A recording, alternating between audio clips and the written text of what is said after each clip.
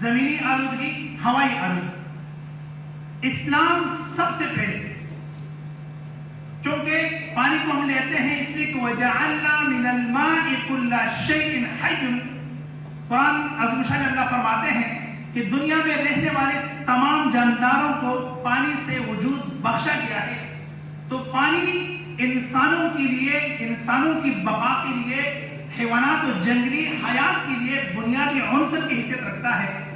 اس بنیاد پہ ہم کہہ سکتے ہیں کہ پانی کو جو اہمیت اسلام نے دی ہے اور پانی کی عزت، پانی کے احترام، مثبت استعمال کے حوالے سے اسلام نے جو روشن تعلیمات دی ہیں وہ بحیثیت تقابلی ادیان کے ایک چھوٹے سے طالب علم میں نے کسی دین اور مذہب میں وہ تعلیمات نہیں دیکھی.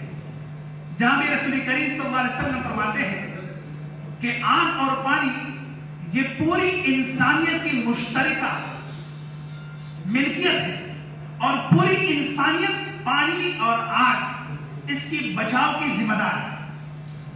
اور پھر اسلام اس حد تک اپنے ماننے والوں کو پابند بناتا ہے کہ جناب رسول اللہ صلی اللہ علیہ وسلم فرماتے ہیں لا یبولن احدکم فی الماء الراکد ای فی الماء الدائم او کما قال علیہ الصلوۃ والسلام.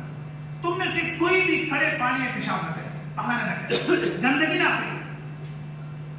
ایک اور جگہ پہ فرماتے ہیں ڈاکٹر صاحب نے بھی غالباً بات کی گاڑیوں کی سروس کے حوالے سے کہ ایک صحابی حضرت سعد بن وقاص رضی اللہ تعالیٰ عنہ وضو فرما رہے ہیں.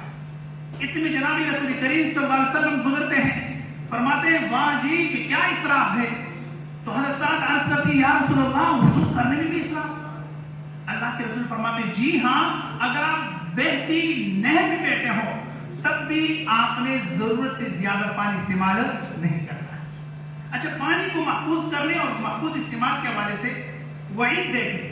اللہ کے رسول فرماتے ہیں اشرار امتی الذین یصرفون فی صب الماء او کما قال علیہ الصلوۃ والسلام کہ میری امت کے سب سے بدترین لوگ، بدخصلت لوگ، شریر ترین لوگ وہ ہیں جو پانی کو استعمال کرنے میں زیادہ صرف کرتے ہیں، فضول خرچی کرتے ہیں پانی کے حوالے سے، بدترین لوگ.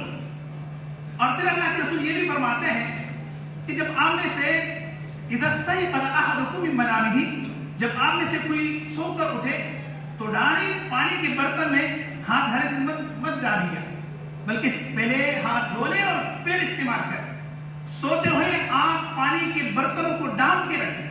اب مجھے یہ بتائیے کہ جو مذہب اس بات سے روکتا ہے کہ